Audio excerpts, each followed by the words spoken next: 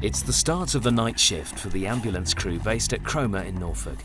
Paramedic Peter Simpson is checking the kit ahead of the first call. First of all, we need to check we've actually got oxygen. We always check the gases first because it's the one thing you can't replace out on the road. Obviously a ventilator here, suction unit, an array of cupboards with a whole selection of equipment, oxygen masks, ET tubes, Entonox spares. And here, selection of various drugs which you keep. The modern emergency ambulance also contains state-of-the-art, high-tech, potentially life-saving devices. This is the electronic patient care record. It's a brand new piece of equipment that we have on the ambulances now, and it's vital for us to use this because as we're treating the patient, we're putting in their vital signs in real time, and this being sent by telemetry up to the hospital so they can plan the treatment for the patient before we've even arrived. Not all patients, though, will need to go to hospital. The beauty of the ambulance service now is we have so much more equipment for life-saving interventions, that when we arrive on scene, the primary focus now is to actually stabilise the patient and treat the patient on scene, and only then, if it's needed, is to remove the patient and take them to the hospital. Thus means we don't actually travel to the hospital under blue lights that often because we have all the basic life-saving equipment that you should need in a medical emergency in the ambulance. Got red, Peter. Peter's shift partner and the vehicle driver is ambulance technician Jean Reynolds. This first call is to a patient in Norwich, 25 miles away. As one of 26 ambulances working across Norfolk at any one time, the Cromer ambulance can cover up to 100 miles in one shift, much of which will be under blue lights and sirens. Driving under blue lights and sirens does give me a buzz. I mean, I'd be a liar if I said it didn't, and I'm sure a lot of people would say the same. It can be stressful. Basically, you're never quite sure what anybody else is going to do. You always find that the car or 3 cars ahead of you sees you, but the one immediately in front of you doesn't. And you basically have to drive for everybody else on the road. You have to be aware that they may do something really silly. A rapid response vehicle and 2 paramedics are already on scene at the home of an elderly man suffering from chest pains. Peter and Jean have been called to provide both medical assistance and emergency transport to hospital. Bert, we need to take you to the hospital. Just for a checkup. That'll be Jean. Okay. You need to stand up very gently and just sit on this chair for me, if you can. Sit straight down, Bert. Round we come. So just take this. Sure, yeah. Okay. Nice and still, just want to tip you back. All right, you okay? Okay. And then I've got to get my gear out, so you can Are you fine? Yes, thank you, yes. Bert's wife, Audrey, accompanies him to hospital.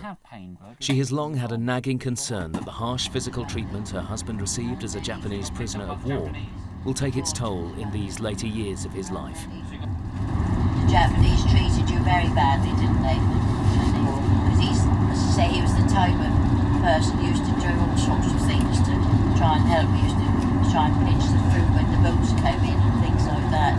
Because he tried to give a Chinese girl, didn't you, a cigarette, and they caught him. He bashed him about, didn't he? Took her and stood her at the top of a grate, dug a grate thing, and just slashed her with a knife, man, and so she died. And I bet she was having a baby too, so he says. It was very bad. And all because he gave her a cigarette. Yeah. A high proportion of Peter and Jean's patients are elderly, so knowing how to look after them is second nature. I get a lot of pleasure out of actually dealing with the elderly. I think they need our attention more than anybody else because, well, they just deserve it, basically. With Bert safely delivered into A&E, Peter and Jean have radioed the control room that they're now available again for emergency calls. This call has come via the SOS bus.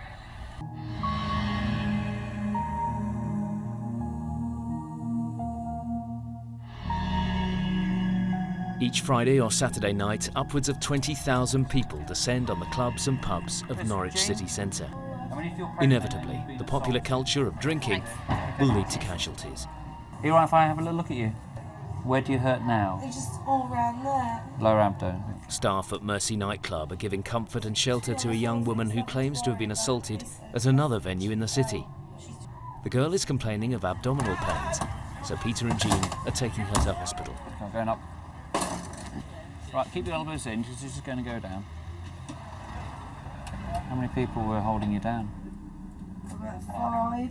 I argued my point because they reckoned I was too wrecked, and I said, no, I ain't wrecked, fair dues, yeah. And they ended up pinning me down on the floor, and then this is what happened to me. It would appear that perhaps the young woman's pride has taken rather more of a bashing than her body, but to make absolutely sure, Peter decides to take her to hospital.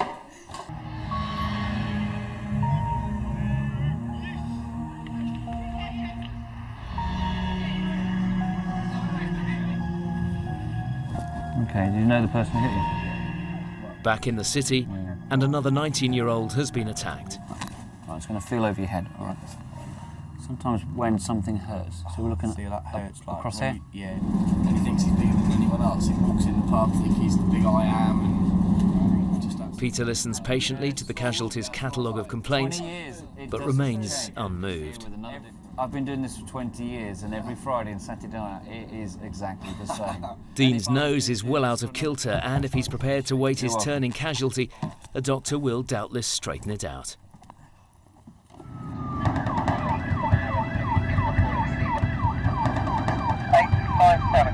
The next call sounds more serious. At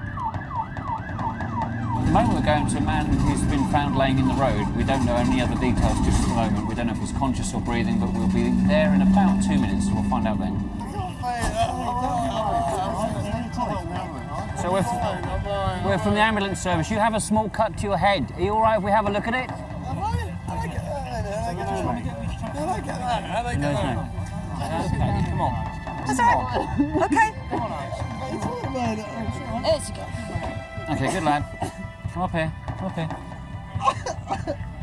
Try and keep yourself nice and calm, all right? Just go put this on your... The street may be crowded with onlookers, but few can offer any clues as to exactly what happened. He's got a small cut to his head. He just needs a few stitches. A quick run to hospital delivers him safely into the hands of the A&E department. And it turns out there's a cocktail of alcohol, coke, ecstasy on board, and he doesn't know what's going on. He doesn't know if he was run over, if he was attacked, or if he just tripped over in the street. And now he's kicking off in casualty, and security are looking after him. The Friday night phenomenon of casualties fueled by drink brings with it a catalogue of unpleasant confrontation and aggression inside the ambulance. We work as a team, so the colleague, if they're driving the ambulance, the person who's driving will keep their eye on the mirror, looking to see if they can pick up little tips that it may be going wrong in the back, and be ready to hit the brakes if they need to. SM5, thank you. Stand down, as advisor dealing. Where would you like us to go? By the early hours, the city has quietened down, but not everywhere. Let's bring him in the back for a second, and I'll tell you all about it. I suggest you go home, all right? Right. Are you injured? She's been punched. Can we just have a quick look in the ambulance and just clean it up for you? No, I'm not going under there. You're not going to ambulance, fine, fair enough. It appears that no one is in the mood to either cooperate or compromise. Oh, the rest of him is fine, fair enough. A man is arrested for assaulting a woman, but the woman refuses medical treatment from Peter and Jean and walks off. The incident is over. Dawn is breaking, and with it, a call to another emergency. We've just been called out to a lady acutely short of breath, but with a chronic condition. She's on home oxygen. These are the people who suffer all night long, and they don't want to bother people. They don't want to bother their doctor. They don't want to bother the ambulance service. They struggle all night, and then it comes the dawn, they can't cope anymore, and they phone us. And these are the people we should be dealing with. Hello, ambulance.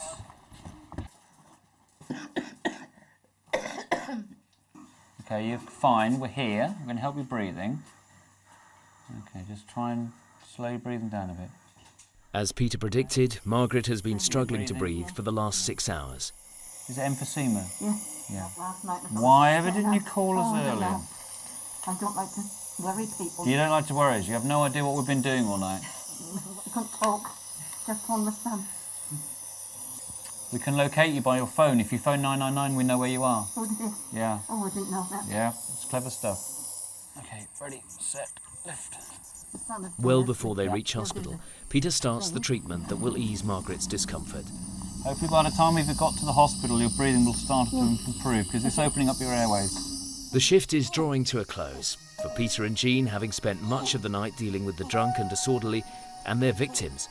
This last case has provided a welcome reminder of just why they do the job they do. It sounds a cliche, you want to do a job to help people, but we do a job that helps people. We change people's lives. If we make a mistake, that could change someone's life forever. And if we do something right, which we do hopefully more often than not, that also changes people's lives forever, and you have an impact. And every day you come to work, you do something different. This job has a very much of a feel-good factor. The patients are pleased to see us. We look forward to helping the patients. And what other job can you get where people actually say thank you?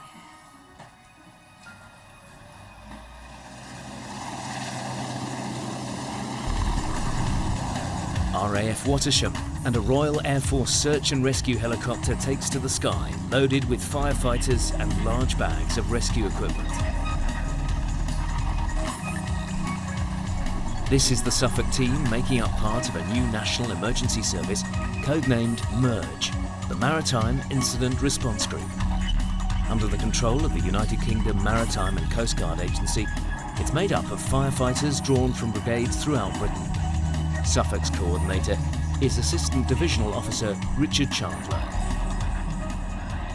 MERG is a national organisation that encompasses 15 coastal fire and rescue services.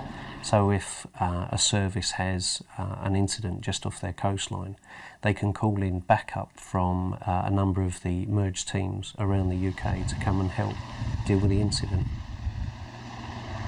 For firefighters sent to sea, especially in treacherous winter weather, the journey itself can prove extremely hazardous, so the crew have to undergo rigorous safety training. In a special training tank at Norwich Airport, the firefighters are taught how to react if a helicopter runs into trouble, forcing it to ditch or crash into the sea.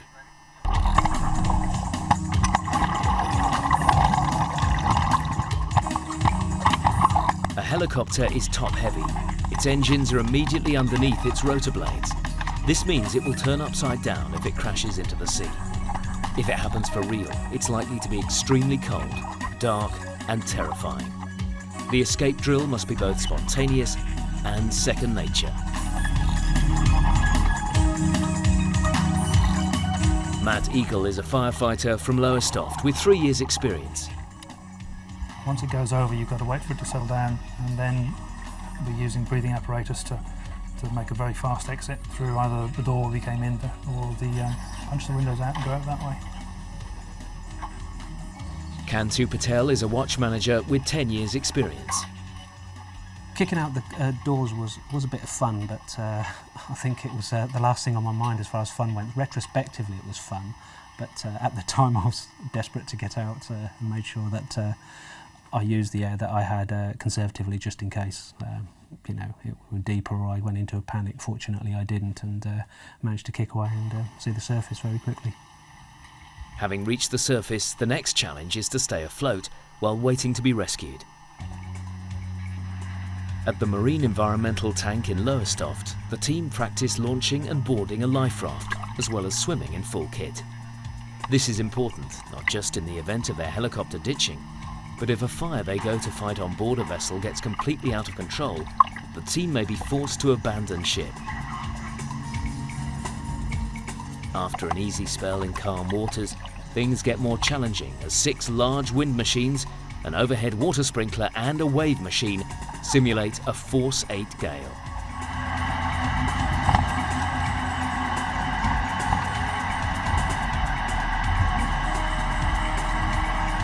The environmental tank training is actually to give us a little bit more realism. It gives us a realistic element of training. Naturally, the water's a bit warmer than it probably would be in the North Sea, but the conditions that they can generate there are very similar, i.e. wind, rain, and the choppy seas, etc., which will go on to produce seasickness very quickly in some people. Having mastered their emergency drills, the team is now ready to embark on a training mission to rescue casualties trapped in the engine room of a burning ship. The newly trained crew of 8 men and 1 woman are now flying aboard a Royal Air Force Sea King helicopter from RAF Watersham to the vessel in Lowestoft Harbour, where exercise coordinators have filled the below-deck spaces with dense smoke.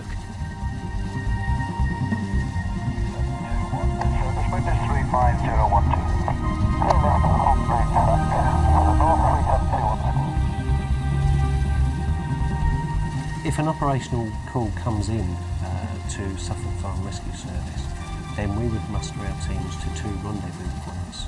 We would assemble team members and associated equipment to deal with the incident, and then we would be picked up by the RF and taken to the casualty vessel, winched down onto the vessel, and then really start to form some kind of plan to deal with the incident that we were faced with. After winching down onto the deck, the team must quickly get themselves and their equipment to a pre-arranged muster point. Service attendants, before we do anything, I need to confirm you're happy for us to come aboard. We're happy for you to be on board. Assistant Divisional Officer Carl Rolfe is Operations Commander, and he goes straight to the bridge to be briefed by the ship's master.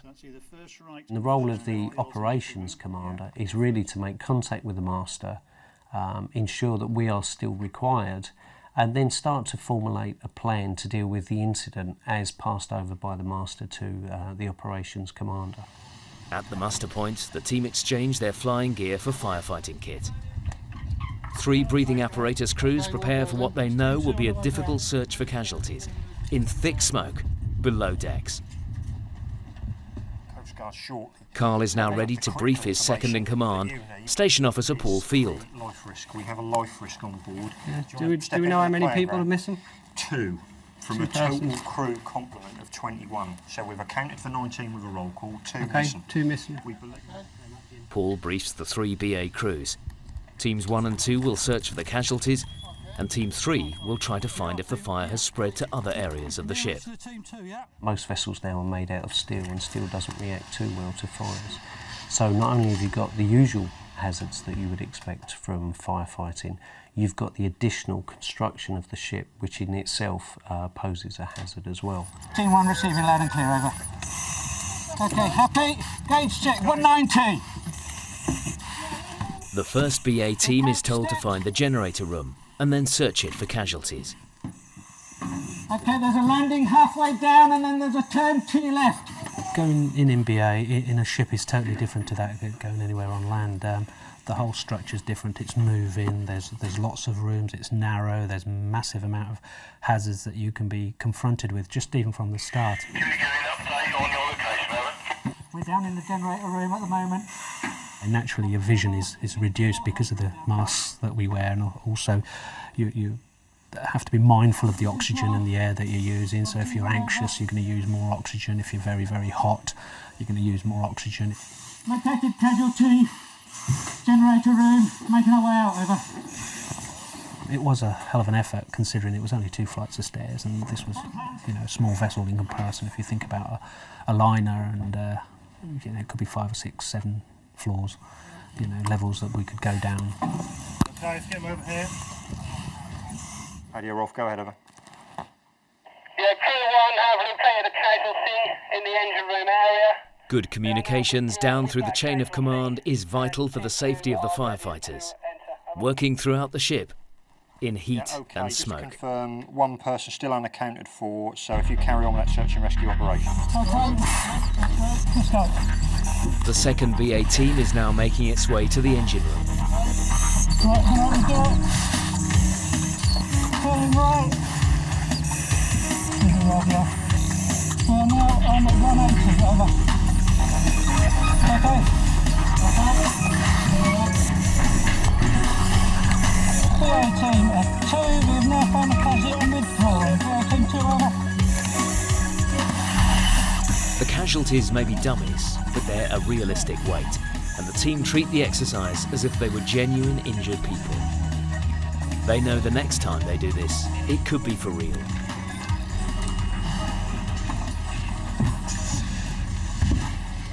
The third BA crew is now searching for hotspots and any signs of the fire spreading to other parts of the ship. 190. We went in with a thermal image camera to try and sort of locate hotspots within the ship to see perhaps if the fire was still burning, whereabouts it was, relay that information back to the officer in charge so he can better formulate a plan to contain the fire. Four saved, over. If the team had found that the fire had spread, the challenge would have been to decide how best to tackle it. The problem we're faced at sea is if we're pumping water into a vessel stability becomes an issue, and possibly sinking becomes an issue. So we have to make sure we know exactly how much water we're putting into a compartment, so therefore we can pump out the same amount of water. At a real incident, at sea, the crew would stay on board and accompany the ship into the safety of a harbour. But this is an exercise, so the team assemble their kit and prepare to return to normal duties.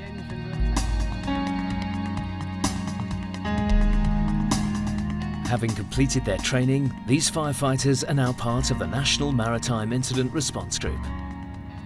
But do they feel ready to put their lives at risk, fighting fire and rescuing people at sea? I can't say I look forward to jumping off the side of a ship and into the cold sea, but now we've had the training, we're good to go. I just hope it never happens, but if it needs be, I'd be happy to go out there and do what I need to do. It's this way of testing yourself. There's this little bit of excitement about it, but there's also in the back of your mind this thought that, okay, this might be exciting, this might be exhilarating, but ultimately one day what I'm learning today might actually save my life in the middle of the North Sea.